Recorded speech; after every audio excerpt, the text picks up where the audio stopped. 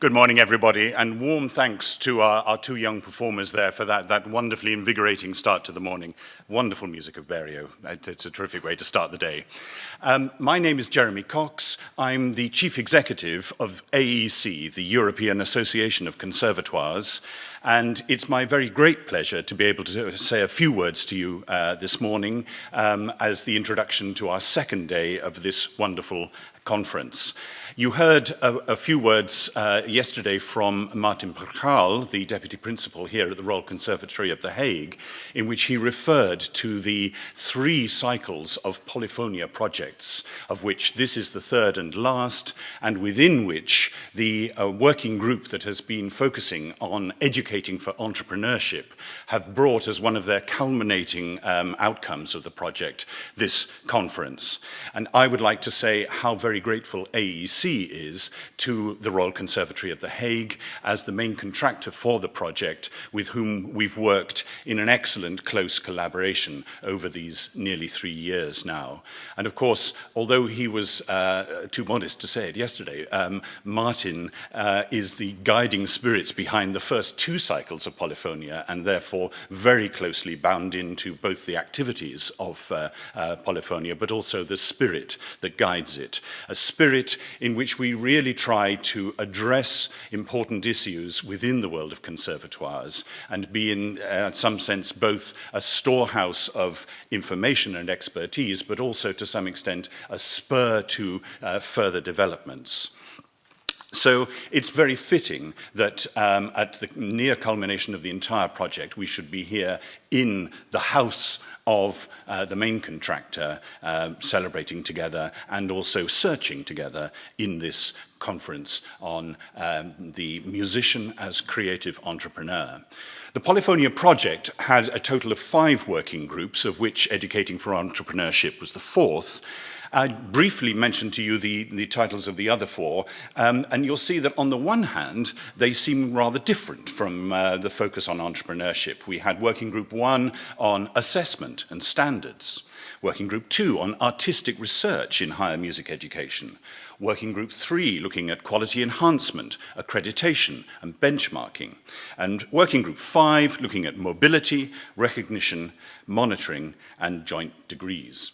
Now, as I say, there is an apparent difference between those 4 topics and entrepreneurship, but what I briefly want to suggest to you is, in fact, it permeates all of them. There is a strong integration, and that's perhaps a metaphor for one of the emerging themes already in the first day of the conference, which is this idea that we don't just tack on a module in entrepreneurship. We need to think about the entrepreneurial attitude throughout what we do. And of course, that means, for example, in our assessments, in our judgment of what are the criteria of excellence within our conservatoires. If we're serious about entrepreneurship, it has to factor in those things. As far as artistic research is concerned, the group working on this is focusing very much on development of the critical attitude in the second cycle in the master's program as a foundation for doctoral study.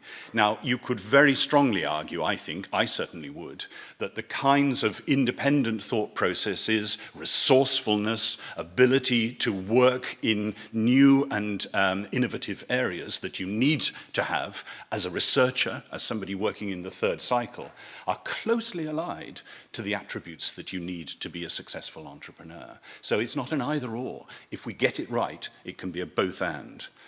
What about quality enhancement, accreditation, benchmarking? When we have reviews of our institutions, they come in, they look at a whole range of aspects of the operation of the institution to judge how it is functioning. Should there not be some kind of focus within that on how the institution addresses the kinds of issues that we are looking at in our conference? And finally, mobility and joint degrees. Now, the ideas and the spirits behind such developments are all about developing the independence of our students, broadening their perspectives, giving them the capacity to function in new and unfamiliar surroundings and to grow from that. Again, it all links together. So I think that it's wonderful in a way that of the 5 subjects, we chose to make entrepreneurship the theme around which we would build our final conference. Now, I would now like to introduce our guest speaker for this morning, and I would say that she embodies in her own career very much this idea both of the growing importance of entrepreneurship, but also this integration with the life and development of a musician. Michelle Wright trained at the Guildhall School of Music and Drama and played the violin professionally. A chartered marketer, manager, and fundraiser, Michelle founded Course 4 after leaving the London Symphony Orchestra, where her achievements in private sector fundraising led her to being judged the best upcoming fundraiser at the National Funds-Raising Awards in 2008. Since setting up Course 4, Michelle has undertaken major strategic and business development projects, including campaign developments with a number of national charities and consultancy work for leading businesses, developing their cultural sponsorship programs. Michelle is a fellow of the Guildhall School and of the Royal Society of Arts, and a trustee and chair from 2011 to 2013 of the national music charity Sound and Music.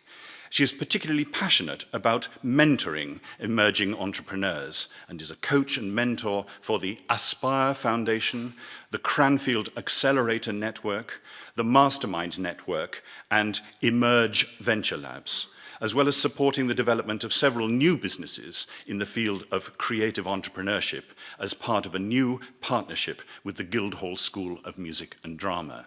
Well, from that short introduction, I think you can see that she is perfectly placed to be our guest speaker this morning, and I know we're in for a very interesting and absorbing presentation from her, at the end of which she'll be happy to take some questions.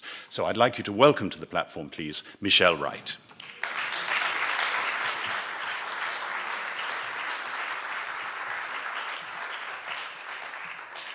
Great. Well, good morning, everybody. It's wonderful to be here, and I have to say this subject is probably the closest to my heart of anything I work on at the moment.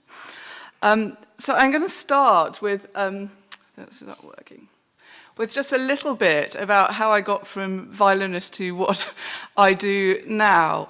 I studied at Cheetham School of Music in Manchester. I went there as a 16-year-old to develop my career as a violinist.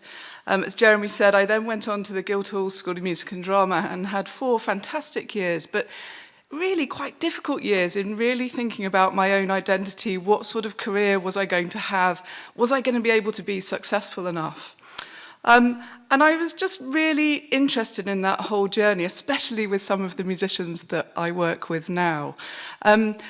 Round about year 2 of my undergraduate training, things were going quite well, but I realised that I was practising 6 or 7 hours a day, really with the aim to be an orchestral violinist. And even at that point, I just wasn't sure that I wanted to be an orchestral violinist. I was interested in lots of things. And obviously, quite rightly, the undergraduate degree at the Guildhall was really focused on making sure that I could be the best violinist that I could be. So I did end up going to play in orchestras, and I did that for about 5 years, and I had a really good, quite interesting freelance career with a number of orchestras. But after 5 years, I just thought, you know, if I'm not careful, in 20 years' time, I'll be doing exactly the same thing, and I think I need to just broaden what I'm doing and think a bit differently. So it was quite a big jump, and it wasn't a very comfortable time for me, but I went... I took about 6 months and I went to work in the charitable sector. And having done a number of things, I got this wonderful opportunity to work as an administrative assistant in a new, quite big music charity that had been set up in the UK called Youth Music. And that was just fantastic because I was working with about 400 different organisations and working with government. And I really got to understand how the charitable sector worked from the arts perspective.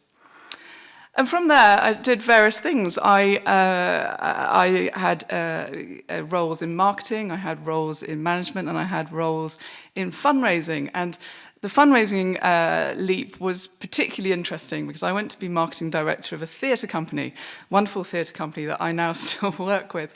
And on my first day as director of marketing for that theatre company, they said, well, we know that we've employed you to do marketing for us, but actually we're in real trouble and we need you to support us to raise £1 million, otherwise the charity's not going to exist. And I think if that happened to me now, I'd probably run very, very fast, but I didn't really have any other choice at that time. So I was given a mentor, I was given a coach, and I learned this development fundraising in quite an entrepreneurial way, because I had no background in it and no training. In a way, for some of the things I'm going to talk about later, I think that lack of training has stood me in quite good stead, because it's meant I've just had to do things from my own instinct. The other thing to say is I got quite obsessed at that point in terms of professional development. So I became a real sort of training junkie. I did my marketing exams. I ended up doing an MBA. And really, that was just to give me some confidence in knowing what I was doing. And I was certainly coming across quite a few people working in the arts who were like, well, you know what, I've suddenly got responsibility for finance, but I really don't understand budgets. It was that sort of thing. So I wanted to make sure that I had a really good general understanding. And certainly with the staff that work for us at Cause 4, we're kind of obsessed by training. So they all get at least 15 days training a year, and it's right embedded through the culture. And then I went back home. So I'd done some freelance playing with the London Symphony Orchestra, and I ended up going back and being their development director, and I had 2.5 fantastic years supporting some of their fundraising, some of their international sponsorship, where I learned an awful lot in terms of how things operate internationally. But the thing I was probably most proud of was the LSO on Track program, which was a program that I developed working with 10 boroughs, 5,000 young people a year, and it was all inspired by London 2012. So the London Olympics, really seeing how we could use that as a platform to be able to get young people involved in music education. And it was really the LSO on Track program that led me to set up Cause 4. And there were various things that had happened all at once. So we set up Cause 4 in May 2009. And at the end of 2008, the City of London, certainly its financial markets, just collapsed. The world went totally bonkers. And Lehman Brothers collapsed, and various things happened. And at that time, I was involved in developing a big fundraising campaign for the London Symphony Orchestra that was absolutely focused on the square mile of London, so engaging those financial institutions. And we've been targeted to raise between £3 and £5 million. And I thought, well, I absolutely love what this cause that I'm raising money for, but even for me, I couldn't see how at that time we could get people interested in the two causes that we were trying to raise money for, which were music and cricket. And anyway, even I couldn't sell that very well. But we kind of went for it. We didn't have any other option. And for the first time in that sort of initiative, we developed a campaign where two very different organisations, music and cricket, were working together with one campaign, which was called Pitch Perfect. And Pitch Perfect was about bringing music and cricket into 240 state schools across London. And it was just basically all framed around bringing opportunities to young people. And it was quite tough because the economy was quite tough. But what that showed me was there was a role for two organisations that were completely different to work together, absolutely to meet their own aims and to get people engaged even when times were a bit tough. So that's absolutely how we've set up Cause 4, and those are our sort of key areas that we look at. We work across the charity, arts, sport and education sectors.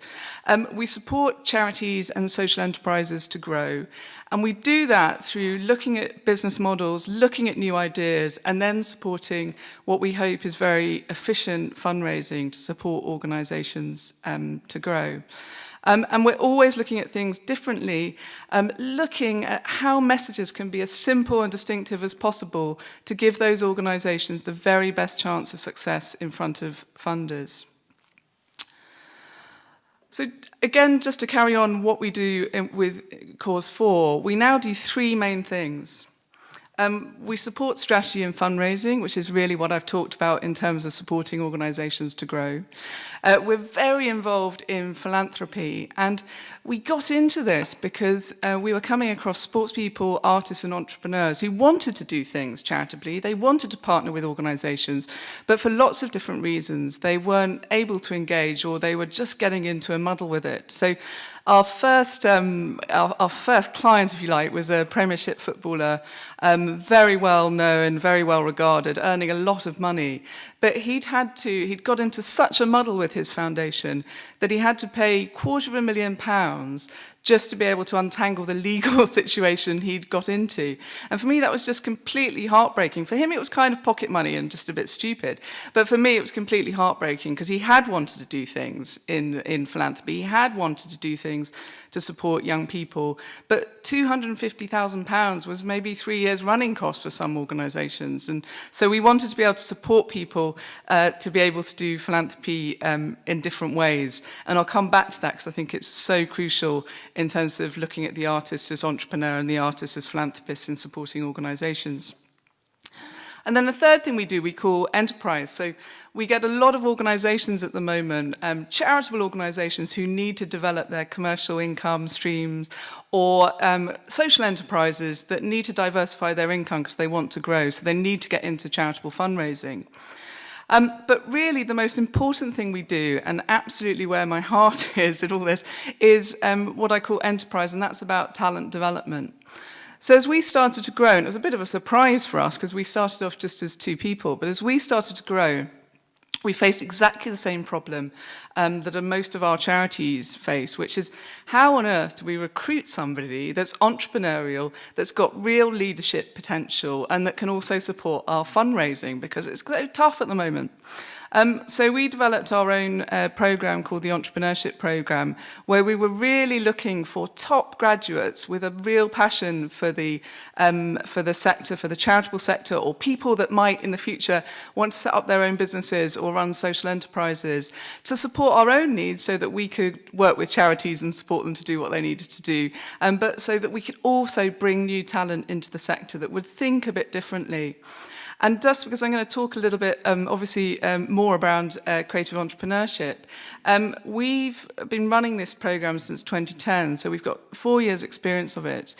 And in terms of our recruitment, we've looked at all the psychometric tests, everything you can get in terms of recruitment tools, to see how you find that entrepreneurial person, how you can be sure that they're going to be people that want to change things and that are able to do this work. And what we've come back to, which is a very simple thing, is that the main indicator of entrepreneurial ability for young people is that they've actually done something before. So they've been self-starting. So it's the person that at university has set up their own theatre company. It's the music student who's set up their own ensemble. And those sort of myths of celebrity entrepreneurs that sell apples to their neighbours and made lots of money when they were 9, that is kind of true, actually. So that's what we're looking for in terms of some of the talent in young people. These are some of the projects that we work with. It's lovely to be here in The Hague, and we've got 2 examples. So yesterday I was with your wonderful NGO, the IRC, that works in water sanitation, and one of the things I absolutely love about my portfolio career now is I can go from in the morning working on water sanitation to in the afternoon working on creative entrepreneurship, which is absolutely fantastic from my point of view. We're doing some work with the RCO in Amsterdam, and that's looking at, what's their response as they're facing cuts, some of the cuts that some of our London organisations were facing back in 2008, and how should they be responding, and what can their culture do to become more entrepreneurial. We're working with a wide range of artists. One lovely example that I'm really enjoying is a pop artist, Miss Dynamite. She's having a sort of second phase career in her early 30s, and she's just said, what, the most important thing I do at the moment is working with girls and young people, supporting them to set up their businesses. And that's something that she's able to do. She's not super wealthy, but she's got some resources and some energy to be able to support young people to be able to start their own businesses. And it's people like her that can galvanize and give confidence to people who otherwise might not just get going. And then we've got some lovely work with corporates, and there are some fantastic changes happening from my perspective in the corporate sector, from moving from traditional sponsorship into much more creative programs. So we're about to announce some new work with Santander. Santander are a wonderful supporter of social enterprises, which is why I've included it as an example. They're also a wonderful supporter of enterprises, of small businesses. So in their supply chain, they've got 34% of the people they work with are tiny businesses. I just think that's brilliant for a big bank. And the program that we're working with for them is supporting social enterprises to grow and also encouraging more female entrepreneurs, which is really, really important. As I said, our graduate programs are the thing that I think is most important in terms of what we've been able to do. I've talked a bit about our own entrepreneurship program, which is really for the charity and social enterprise sector. But two other things have happened quite quickly from developing that.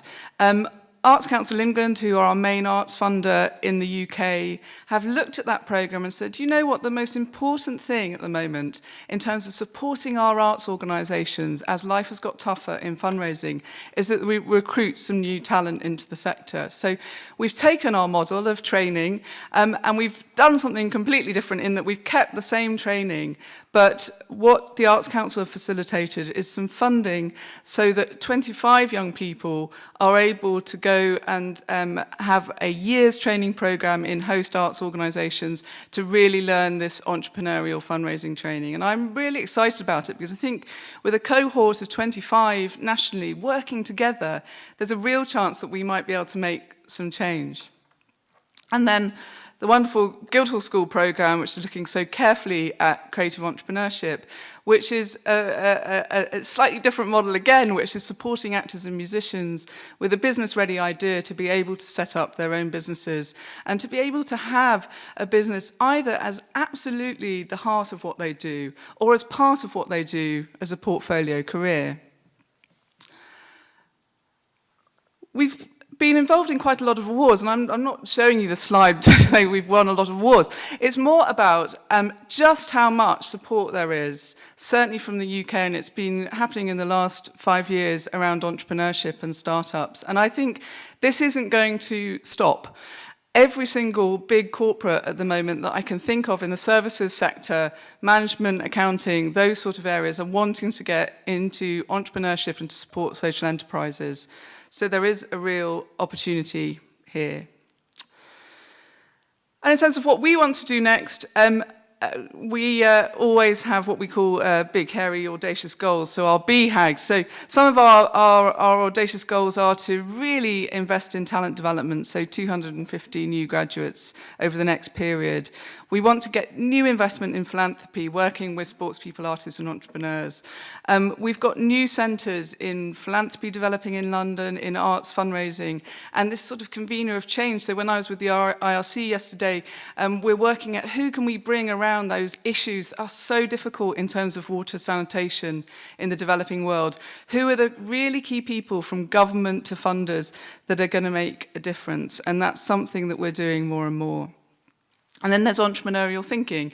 And I've put this in because I think the key things for musicians as creative entrepreneurs to really think about is that they find those ideas where there are gaps and where there are limitations. So our big project at the moment is that we're developing a digital platform to make it easier for charities to really decide what sort of technology they invest in.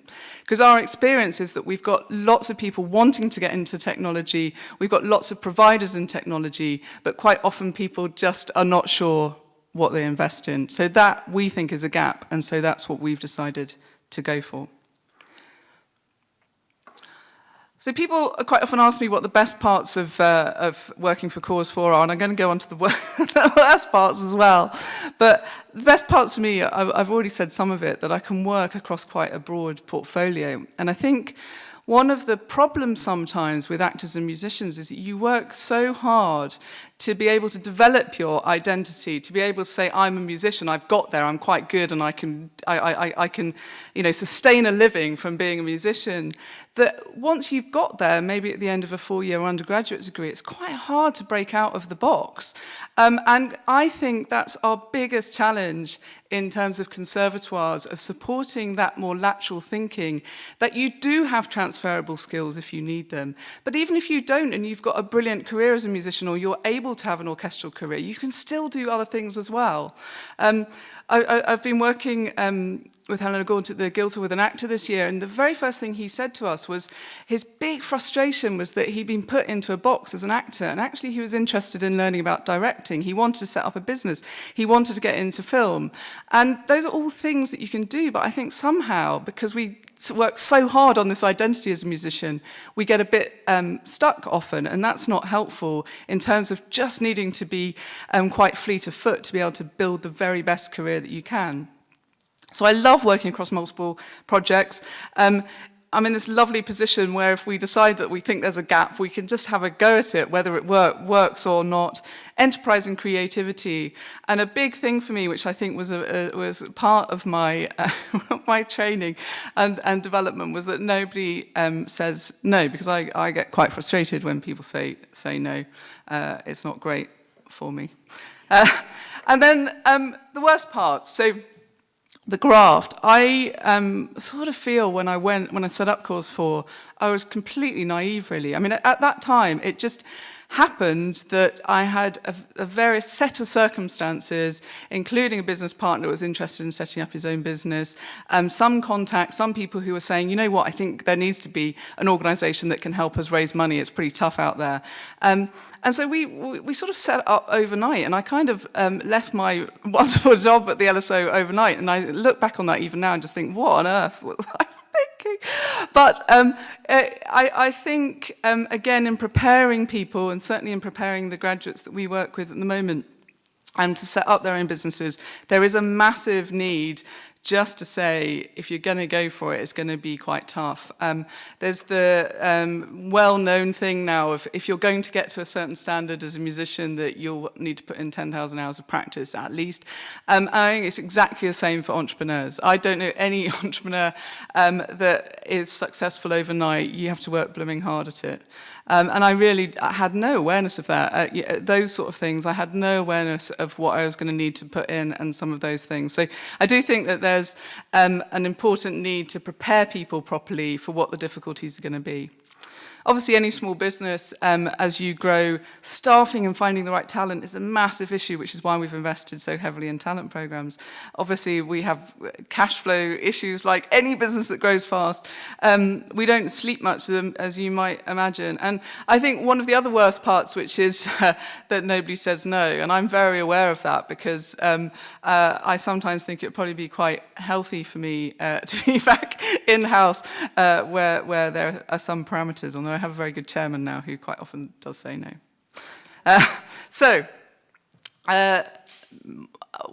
Just thinking about all of this in terms of my training, my conservatoire training, because I think it's so relevant in terms of what support and training we might give people around entrepreneurship as they start to try and be as good as they can be at the violin or in the start of their acting career. I think there's something really valuable that you certainly, in my experience, don't get in the university sector unless you're very lucky, which is that you do get to know yourself, because to be good to be able to perform well, you've got to be able to deal with failure if a performance doesn't go wrong. If a performance doesn't go as well as you want it to. If a performance goes brilliantly, similarly, you learn a lot about yourself. And I think certainly my feelings, when I remember sort of quite back emotionally to that training when I was in my early 20s, it's quite tough to think, am I going to be good enough? I can't believe that performance that I worked so hard for didn't go quite as well as I wanted. Sometimes you get a massive leap afterwards. I remember my final recital at the Guildhall. It just wasn't as I wanted it to be. It was fine, but it just wasn't as I wanted it to be.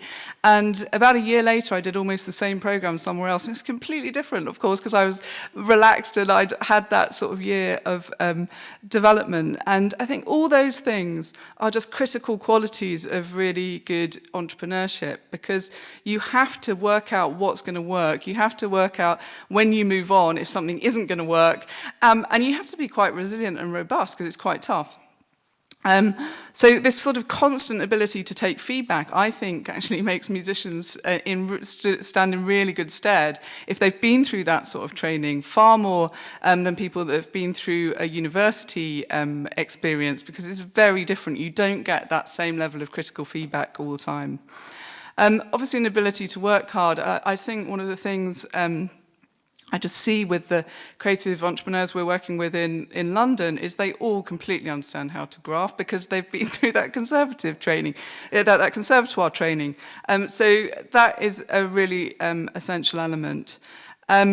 You need to have an entrepreneurial outlook to have what I would call a good enough career. And I mean that's a good enough career for you in terms of how ambitious that you are or that you want to be. For me, I couldn't see, certainly in terms of performance, how I could do more or get to a higher stage than where I'd got to at that time, which was to have a half-decent career playing in orchestras. So I definitely needed to look laterally because I was very ambitious. And then there's this issue of being not put in a box, which I've already talked about, but the portfolio career. And when I started working for the charity Youth Music, there was this report, which many of you will know well, about the portfolio career. And I kind of think we're coming back full circle, because I think just in terms of what is happening in the economy, what is happening in the music industry, what is happening in our theatre industry, it means that we need to be really carefully, from my point of view, preparing people for a portfolio career. And I mean a portfolio career that is very vibrant and very different. That might not just be a portfolio career that includes teaching and performing and those sort of things. It could be setting up your own business, and it could be running something commercial on the side, and it could be doing something completely different. There's some quite interesting work in the States at Berkeley, and some of you will be aware of their new Institute for Creative Entrepreneurship. But just in terms of my own reflections on why I think musicians are potentially brilliant entrepreneurs, the chap that's heading up the Berkeley Institute had some of these things, and some of them you'll recognize. So good listeners. Entrepreneurs have to be good listeners because you have to work out what your customers actually want.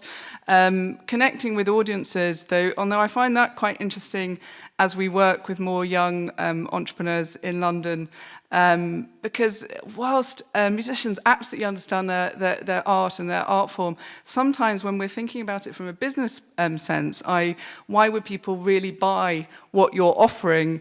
That's something that there's a bit of a disconnect there. So that's quite interesting because it's something that we have to train and develop. Failure is part of daily routine. It's called practice. Improvisation, in that you have to be able to very quickly move from one thing to another, is really important. Right now, being able to be innovative and disruptive is just completely essential in terms of standout. And in terms of the work I do on fundraising, it's completely essential. I was saying to somebody the other day, we work a lot with orchestras, right from more startup ensembles that want to do something differently to big organizations like the RCO. And my heart sometimes sinks a bit when I get a call from an orchestra. And that's not because my heart's not in it, because I absolutely love that sector and understand orchestras quite well from my own background. But to be able to make an orchestral offering really distinctive and different for a funder is really hard. It's about one of the hardest things that there is to do, because it's really hard to take a big symphony orchestra and truly find a niche and find something that is innovative in terms of the practice. Obviously, entrepreneurs need to be able to tell stories in the way that artists do, and hard work, we've said it before, we can't get away from that. I was in San Francisco last week for the first time. I'd never been before, and got the most amazing opportunities to meet some of those fast growth businesses like Facebook and Google, and to go into their offices. And what I was just so interested about in the Silicon Valley type culture is there is this sort of feeling that everybody in Silicon Valley is working for a startup in tech and wants to be the next Facebook. That's true. But what is very different, certainly from our culture in the UK, and what I see in other areas of the States that I know a bit better, like New York, is that they know if they do find that idea where there's a niche, that they have to work and work and work and work and work. And I do think that's different in terms of culture. And obviously, I've already said it, it's a key aspect of entrepreneurship. So I'm just going to have some water.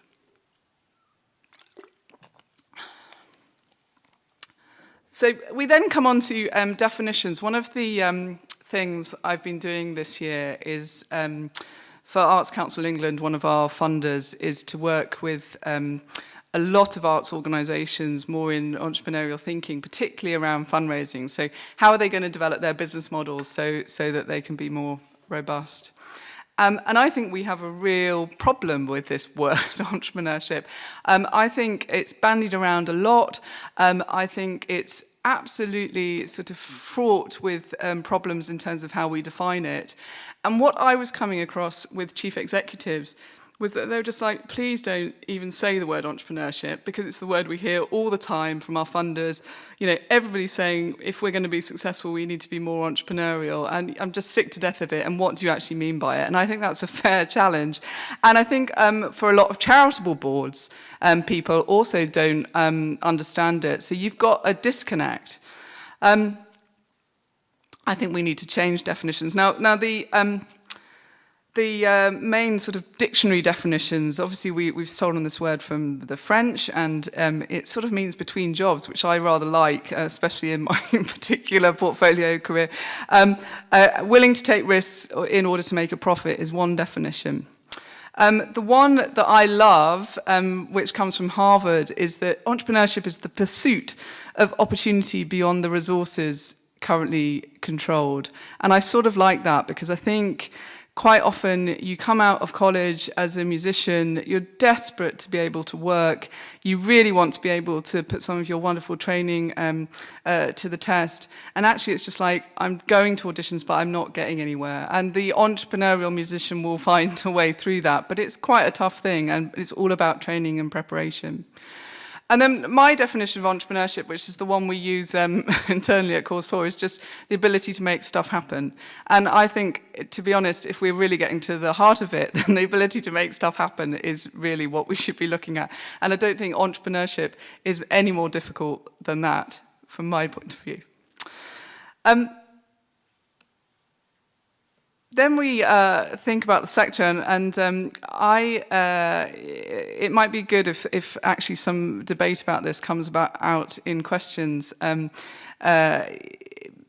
I was asked to do some work for one of our big dance theatres in London, and I spent a wonderful day with 10 really good development fundraisers, and they were really conscious of the fact that they didn't think that their fundraising was okay and their organisation is certainly well thought of, but they're just like, we're not coming up with any new ideas, and when we do, we're finding it very difficult to sell into our organisation. So I set them some homework and a challenge, and I said, overnight, each of you spend an hour and really have a think about stuff that you've seen that you think is brilliant, that's innovative, that's entrepreneurial, and come back and let's just work out what we think is the best stuff at the moment happening in London around innovation. And they all went away very diligently and did this homework. And when we got back together the next day, they were all a bit depressed, because they're just like, do you know what? It's not because I haven't done the work, but I couldn't actually find anything that I thought was really innovative in the arts sector. And so we really got under the skin of this. And then when I do the training I do for the Arts Council on innovation, I always ask this question. And I would say 80% of the time with organisations that I'm working with, I ask this question, they're completely stumped. And I don't know if that's something that you feel right now, certainly something we can go through in questions. But I think it is actually quite difficult to find examples of organisations that really are doing things differently or have different sort of campaigns.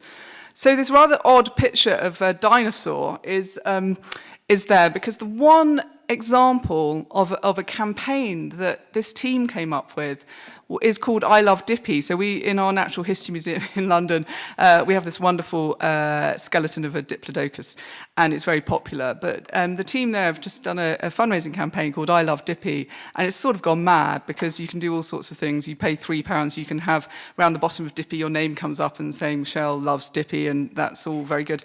But actually I just thought, well, this is good, and it is smart, and it is simple, but is that really, really, truly the best example of innovation that we can come up with? And I think in terms of entrepreneurial thinking, I've included it because in all the training I do, especially with artists, I'm like, well, actually, if you do want to stand out, you know, you haven't really got much competition in this. You can find that creative, simple idea that you can do something with. So 2 examples of musician-led innovation at the moment. They're just things that I've come up against this week, and just in terms of what I think is quite interesting in terms of artists and musicians that are coming out of the conservatoire system. So Spotify, many of you use Spotify for streaming music. They've just employed their first artist in residence, which I thought was quite interesting in itself. And the thing that he's come up with is using their data is that there's a very smart map for people that like this sort of quirky thing of if you happen to be listening to a Beethoven Symphony No. 1 in London, and there's somebody that is listening to that exactly the same time on Spotify in the States or in Scandinavia or whatever, then it kind of links you together, which is kind of just fun and quirky. But I do think in terms of the networking, it's that sort of creative technological idea that we should also just be instilling in some of our systems and culture. The other example is called Talent Backer, and this is not just for artists, but it's also for sports people as well. And it's sort of a version of the crowdfunding site. So the difference about it is that you're not just going up there and saying, I need to raise $10,000 or pounds or euros so that I can do my project. You've got to set your own personal goals and targets. And I think it's quite smart in terms of investors wanting to absolutely invest in good talent, because the talent is not just asking for money, they're absolutely using their own career aspirations to be able to develop their content. And they're just like 2 very simple examples. The Talent Backer one, though, I am particularly interested in because I think it's fair to say, although it sounds slightly maybe critical, but in some of the, with musicians and actors we're working with, it's quite interesting for me in particular because great entrepreneurs, people with that entrepreneurial spirit, tend to be brilliant networkers. If they can't find the solution to something, they go and find somebody who's done it, or they go and create that knowledge.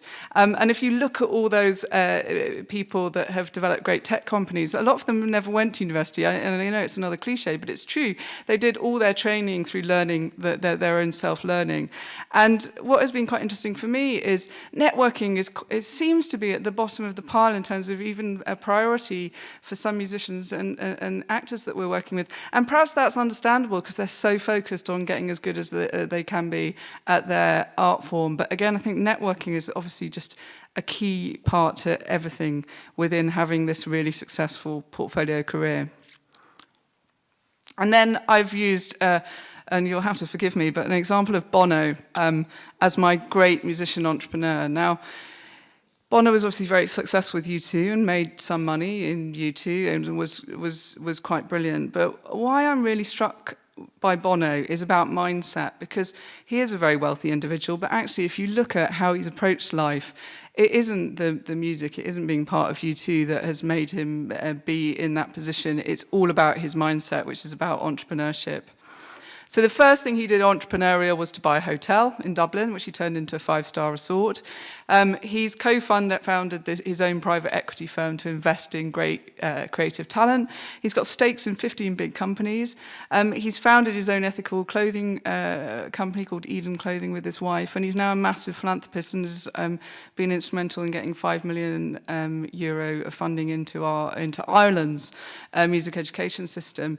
And obviously not everybody can be Bono or have those sort of breaks, but I just have included it because I think it's interesting just in terms of mindset. It doesn't matter where you are.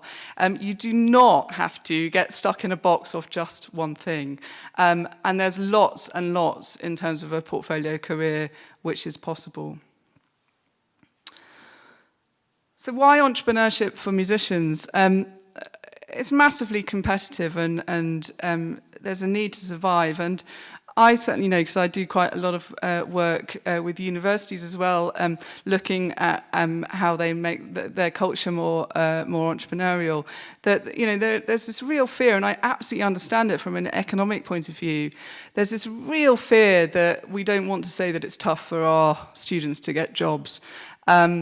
Because that's not a great message. But I mean, the fact of the matter is, it is quite tough for our students to get jobs wherever they're coming out of and whatever degree they've got. And so, from my point of view, I don't think we should be afraid of saying that some of this portfolio entrepreneurship stuff is completely vital, because we've got to prepare people to be able to sustain careers. I think that's just absolutely essential. Obviously, commercial instinct and spotting opportunities. I think, I think it's certainly true from my anecdotal experience that quite often those musicians that end up having the best careers might not necessarily be, apart from a soloist potential, but might not necessarily be those that are the best musicians. It's those that are best networked, able to make the best opportunities, and really be able to join things together.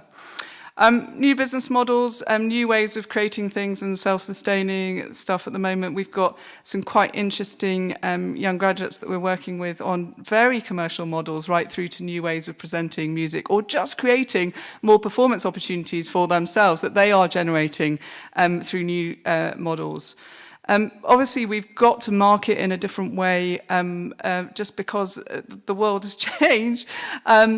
And for me, the very biggest thing, and I think this was my personal, and recognizing that I left college in '99, so things have moved on a lot. But I think rewarding the mindset of the portfolio career, of the sort of Bono type attitude, that you don't just have to be one thing, and actually in terms of your contribution to your community and to the school, being brilliant at what you do in your art form is a must, because without it, you're not going to be able to work in the sector, that's for sure. But there are so many other things that you're able to contribute. So I was really, really interested in a particular area of composition and academic stuff, and that did contribute to my degree, but it was a tiny bit. And I remember just feeling quite frustrated at that point, that I felt that I wanted to be recognised for some of the other things alongside being a violinist. So my huge thing is that we start to reward the mindset of this portfolio career. And you know all these things, and this is kind of a boring bit of content, really, but the musician anyway has to have a portfolio career, from being able to put on concerts, know how to conduct, to teach, all those sort of things. And that's just if you're keeping within the musical mindset. But as I was thinking about this presentation and doing some research, I was really I found this quite quirky thing, that according to the United States Bureau of Labor Statistics, during this decade, most new wage and salary jobs for musicians will arise in religious organisations. So I thought that was just a fascinating bit of data. So how should we be preparing our musicians, that if that's going to be the main area, how should we be preparing our musicians to think about that? Anyway, we'll move on. So finally, I was asked to talk a little bit about the musician in the community and what that means, and also thinking about a gift culture. And I've included some examples of philanthropy, because I think this is also part of resilience and a sustainable career. And also, if you end up being incredibly successful, it's also part of being able to give back, which is also part of your marketing message, which is so important. So just as some final examples, the guitarist in that picture is a chap called Milos, who came from Montenegro and has ended up training a lot in the UK. And he is 25, 26, he's in his mid-20s, having a very good international career. And he said, you know what, I want to set up the Miloš Foundation now, and I want to do two very specific things. I want to support the orphanage back in Montenegro, of which there's only one, and I want to support young musicians in the UK that are having a hard time. And I was just like, how brilliant. He's right at the start of his career. He hasn't got lots of money to give away, but he has got some time, and he can support things in terms of, you know, 1 or 2 concerts that he donates to allow himself to do things. And his agency, which is IMG Artists, has just jumped on this and love it, because actually it just helps them in promoting him. The Bark to Baby and the drummers are 2 of the Guildhall's creative entrepreneurs, and very different, but Bark to Baby is absolutely embedded in terms of bringing music into an environment with families that's being already very successful, and they're using it, you know, you'll see their sort of gift card, very smart in terms of being able to give those sort of concert experiences as a gift at Christmas or whatever. And Drumworks is a really smart community initiative where they're creating a whole heap of employment opportunities for young people. And they're quite often young people who wouldn't kind of have careers that were more traditional. And I just think that is all part of the creative entrepreneur that is absolutely brilliant. Being able to create jobs is one of the best things in the world. And then just finally, in the bottom, this is a chap called George the Poet. Very brilliant sort of spoken word, hip-hop rap artist, having quite a lot of success. He won a big Mercury Award. And again, he said, you know, kind of, I'm 21, I don't really know what to do with this award at the moment. And what he's done partly is set up a program back in the estate where he grew up in quite a tough part of London, just to be able to do some workshops with young people. And again, I think that is part of his brand, part of his career. And something that I'm working on this year is that we start to embed this artist also as giving back as a philanthropist, early doors, as early as we can get them, because I think it's key to some of the funding regionally to be able to have people that grew up in those areas really supporting local arts organisations. And that doesn't have to just be about money. It's about so many other things from money. It's about pro-fund, it's about workshops and all those sort of things. So, what do our conservatoires need to do to adapt? I find myself using this Henry Ford quote. It's my favourite quote of all time, which is, if you always do what you've always done, you'll always get what you've always got. And I use that a lot in terms of my my work and practice, as you can imagine, in terms of change with charities. And I just think it's kind of true. If you do want to change something, if you do want to adapt something in your culture, then quite often something needs to change in terms of mindset, etc. And I know you've already talked a lot about this, and there's more to come today, but this is purely from my perspective of what I think are really important things to happen. So the first is that we build entrepreneurship into culture and values. You know, culture has to be created very mindfully if it's going to be successful. Otherwise, you end up with a culture that has just evolved, and those cultures are very difficult to change. Celebrate and value the portfolio career. I've said that now about 3 times, so you can see how much I'm wedded to that. I think that we just need to be aware that the musician is not just the musician who plays their oboe or the piano, but there's so much more to a really brilliant career. And partnership and collaboration, and I've put open source, which again is probably slightly annoying, but I see a lot of organisations, not just conservatoires or higher education, but who still so desperately protecting their data and their content and those sort of things. And I think what ends up in those big tech startups is that they end up just telling everybody what they're doing, because if you're moving faster than anybody else, it's very difficult to replicate. Similarly, if your culture is really embedded and really mindful, then it's very, very difficult for other people to replicate that. And I know that's easier said than done when you're, you know, absolutely sometimes fighting for survival, have to be financially robust and have to be getting the very best students. But I certainly, from my practice, see the organisations that are getting ahead are actually those who are working in that very open way. I've said build entrepreneurship around the faculty, and that's maybe a bit naughty of me, but the faculty, and by that I mean the artistic faculty, have to do their thing, and their thing is to get people to be as good as they can in terms of their art form. I think when we get new faculty and younger faculty and next generation, there is stuff we can do around entrepreneurship, absolutely. But I think, again, where I'm seeing really good practice, either in conservatoires or in higher education more broadly, people are kind of just building around what already exists. So building new things, building culture, building programs of entrepreneurship around that. Give potential for people to be curious and learn. It sounds a bit of a cliche, I know, but actually entrepreneurial cultures have to be created. You have to give people potential to make stuff happen, which is my definition of entrepreneurship. So that has to be created quite consciously. The other thing is that we need to sort of celebrate our role models. You know, who are our equivalents of Bono? And I don't mean in terms of necessarily his stature, but for me, George the poet, which is why I gave you that example at 21, is one of the role models that we should be saying, you know what, he's doing something. He's only just started, but he is able to do something that makes sense in terms of a portfolio career. And then the other thing is about tools. And I see this all the time with the graduates I work with, and not just the creative entrepreneurs, but sometimes you just need a bit of know-how. I started Cause 4, as I say, sort of really on a whim and an instinct, and just thinking I was ready to do something differently.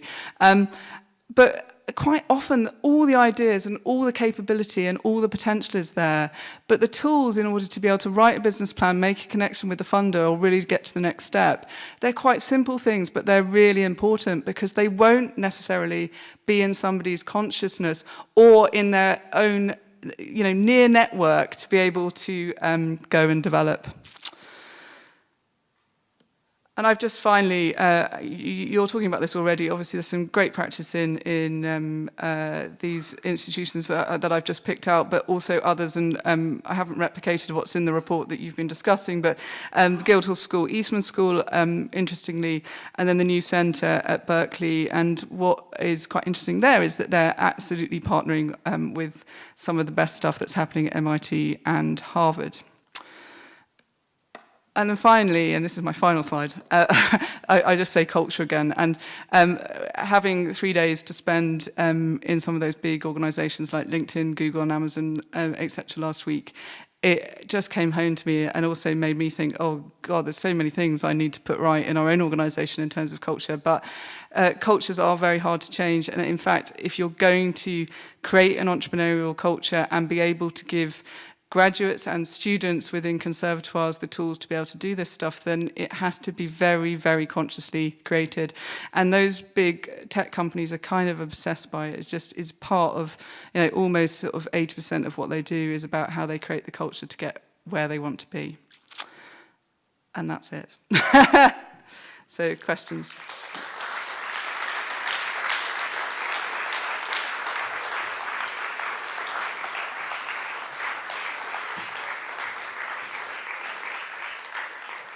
Michelle, thank you so much for a truly inspiring talk. I think we're all going to go home and write some big, hairy, audacious goals for ourselves, aren't we? But also, I'm sure we've got some big, hairy, audacious questions that we'd like to put. I think there is a microphone. I hope there is. Yes, thank you. So, hands up, please, for questions to Michelle, or responses. Challenges are good, if you don't agree.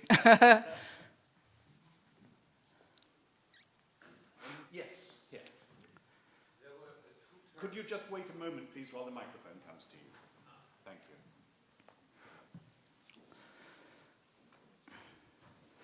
you. I just wanted to ask you about two terms which came up in your presentation. The one was profit, when you talked about the entrepreneur, and the other one was investment, when you spoke about sponsors. And I just wonder how you, how you see that. Because obviously in the arts, profit is maybe not the most important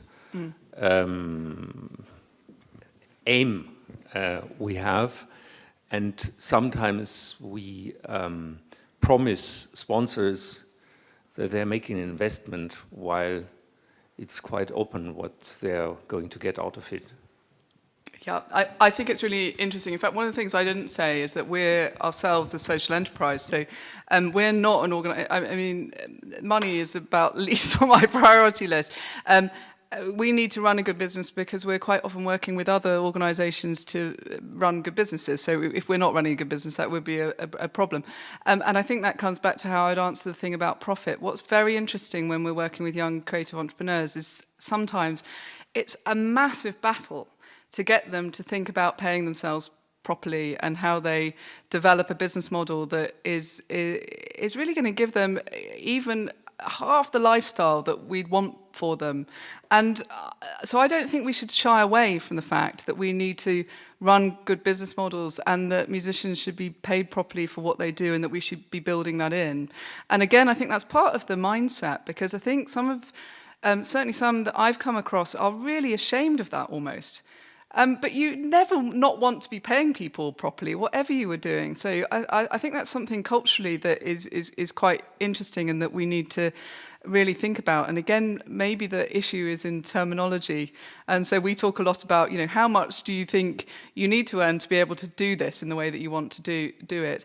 And the area of investment, I think, is really fascinating, because I think, again, it's something that there might be an issue with terminology, but certainly because I do lots of work in fundraising for organisations, a lot of the organisations that are getting ahead are approaching funders and individuals absolutely in a spirit of investment rather than a spirit of donation and transactional relationship. So it's like, these are the things that would make an absolute transformational difference to our organisation, and come and work with us in partnership. It would, what you do and how you structure your gift will be an investment, so that it absolutely works on both sides. So that's how I see it. I don't know if that answers your question, but I do think it's critical that we actually turn both those areas into something that can work for musicians coming out of conservatoires in an understanding.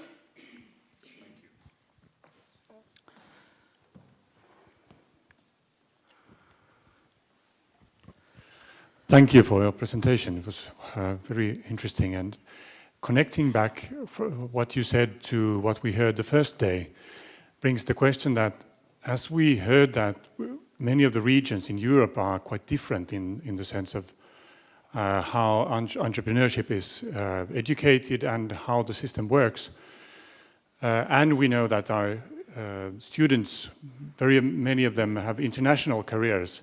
How are we able to educate our students and with an awareness of how the system works, kind of sensitivity to the ecosystem of music in the different areas? I don't know if you get the question, but a way of dealing with this that works very well, let's say UK, cannot be transported into to the Mediterranean, for example. Yeah. The way public funding is supporting music education, for example, is very different in different countries. And for our students, I see that they very easily think that the word works like it does at home. And it's a shock to see that, oh no, it's not all like that. So how do we prepare with that kind of awareness that it's not one recipe? Yeah, I think it's two things. I think I talked about tools just right at the end. And I think one of the things that we have a responsibility for is that the musicians in our local environment know what opportunities are available to them there. And that sounds like a very obvious thing, but actually in the UK there's lots of money going into entrepreneurship and social entrepreneurship, but really working out where to go and how you get there and how you speak to the right person is quite difficult. It's quite difficult for me, and I do it full time. And so I think there's something about those connections locally and the understanding, as you say, of the ecosystem about where you are right now that is just being helpful so that they can access what is there is really important, because sometimes that doesn't happen. I think the other side of it is that for me, then you need to move into the international mindset to find really good examples of great practice elsewhere, so that they're not getting just into one way of being, because most of them should have international careers. And also through technology, obviously, we all have that potential to work in a different way and to learn in different areas. So certainly with 2 of our programs for graduates, we're busily building international exchange potential right now because we see so much value in them being able to learn from other cultures and to be able to explore problems and solutions and challenges in other areas, because otherwise the danger is you feel you're in quite a big network when you're in a conservatoire environment. Or I certainly felt it when I was at the London Symphony Orchestra, and the London Symphony Orchestra is a big organisation, but as I left I suddenly realised that the world was a much bigger place. And I think, so we have responsibilities both at the local level and also to broaden experience about what the really good practice is and think people are doing internationally, I think. Thank you. And that maybe tells us that mobility and joint programs could be more about more than just the teacher that's out in the other institution, but the ecosystems that are out there as well. Yes, thank you. We have a question at a time. Yes, hi. I really enjoyed your presentation. Thank you. My question is more along the lines of measured results. As an entrepreneur and trying to get young people to think more about in regards to fundraising and budgeting and those sorts of things, how can we think more creatively, especially from a metrics point of view, about the measured results of the activities that we may partake in, especially when it comes to a startup? Very good question and immensely difficult to answer, and something that I'm struggling with a lot at the moment. So I think the simple answer is that you need to measure what you think is important within the context of your environment. And I know that sounds really glib and answer, but whenever I'm asked this, when we're working with charities, they're kind of panicking because they've got some requirement from a funder to prove something. And they're like, do we need this great big framework? And I'm like, well, no, you need to measure what you think is important in terms of your culture and values, actually. In terms of entrepreneurship, and certainly in terms of graduate entrepreneurship, it's very difficult. As you'll be aware, it's probably why you asked me that killer question, which is that everybody's at different stages, and the very fast growth startup is quite a rarity. And even if you've got people that are of the same age, coming from the same sort of background, leaving college at the same time, they will all be in a different place about their ability to have a portfolio career and their ability to run a business, because people are people. And I think certainly our experience in terms of what we're doing now, there has to be some flexibility in saying that for some people we might see results after 12 months. For others, they're going to need 2 or 3 years before we're able to see that. So we've, from our own organisation, we measure 3 things. We measure the sort of business impact on an organisation we're working with, the sort of sector change stuff. I've mentioned some examples. What can we really see that the charity has been able to achieve that they wouldn't have been able to achieve otherwise? And with graduates, we're just measuring one very simple thing, which is what is their learning, which they're measuring themselves, and what is their career potential. How do they develop? And do they develop more quickly, and what is their sort of personal journey, without saying, because I think it's not helpful, you've got to be at a certain stage at the end of 12 months, otherwise you've failed, because it just doesn't work like that. But the 12-month training programs that we do, you can get a very long way. But I think it's a really fascinating area because it's not a black and white one. There's lots of grey in the middle. So therefore, I think, again, you have to measure what you think is important for your organisation. Yeah. It's a great question. Thank you for a very inspiring presentation. I work with the development of creative entrepreneurship at a conservatoire in Denmark, and I think I'm not alone in this because we all work with sort of how to start teaching entrepreneurship in courses or in culture. And I think that what I hear here is that we agree mainly on topics to teach, the content, what is business models and proactivity. What I think is the puzzle here is how do students learn? How can we provide them with frames of learning that actually changes mindsets? Now you were talking about 9-year-old kids selling apples. They got it already. Yeah. But for those who don't have that inborn, or how can we provide learning? Yeah, well, it's very interesting. That's another great question, and it's actually another thing that we're thinking about quite a lot, because I think there is something in the recruitment myself, and it's very easy for me to say that, so I say that totally personally, because also I don't work full-time in a conservatoire or higher education environment, but it's why I've said it 3 times. I think that assessing where somebody is maybe age 18, and that they have the ability not just to be a brilliant oboist or piano player, but they've also got a commitment to their local community and they're curious and they want to do things, is maybe something that could be a factor in the audition process. But that's my personal perspective. The other thing I think is quite interesting for me is that I think on day one, and again, this is totally my perspective, that we have a responsibility to say, you know what, you're going to have an amazing 4 years here, and if you work hard, we'll do everything we can that you'll have the career that you wanted. But to give some of this context that actually you should be thinking about a portfolio career now. You should be thinking out of the box now. You should be thinking about a wider network than just your brilliant member of faculty that has a wonderful reputation.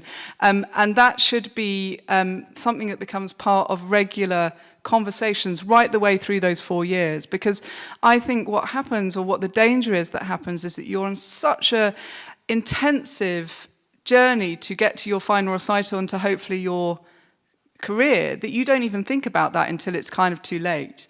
So, or it's too late for you to be supported within the conservatoire system to be able to just explore some of those things.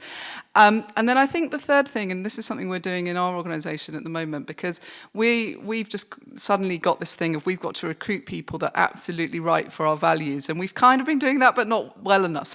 So we've got some people who are desperate to learn more about entrepreneurship, and some of them want to set up their own social enterprises, and some of them are just hungry to get involved in bigger projects. And as far as I'm concerned, as long as they do their day job and their training, I don't mind that. That's great.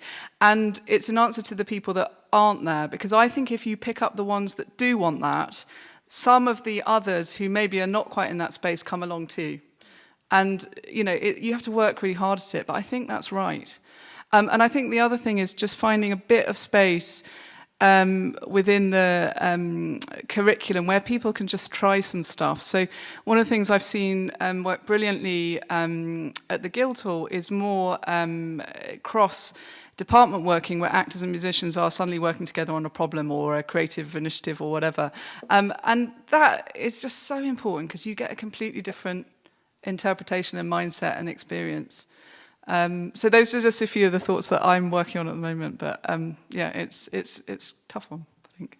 Michelle, thank you so much. It would be wonderful to go on, I'm sure, but time presses, and we are a little bit into our break now.